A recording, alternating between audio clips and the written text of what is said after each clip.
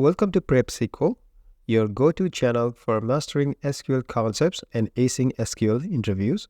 In this tutorial, we will dive into the top 12 advanced SQL concepts, complete with a code snippet, a GitHub link for completion, and a discussion on common SQL challenges.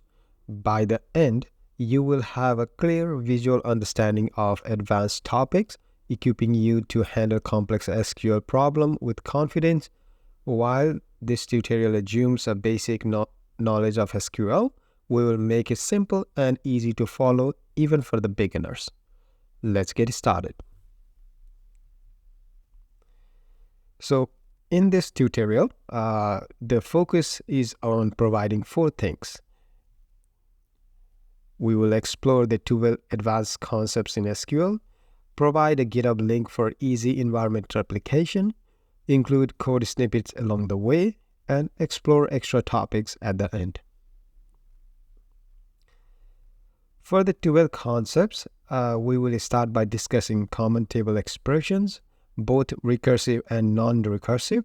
Next, we will cover subqueries, the case statement, and grouping. We will dive into joins, including inner, right, left, outer, self, and cross join.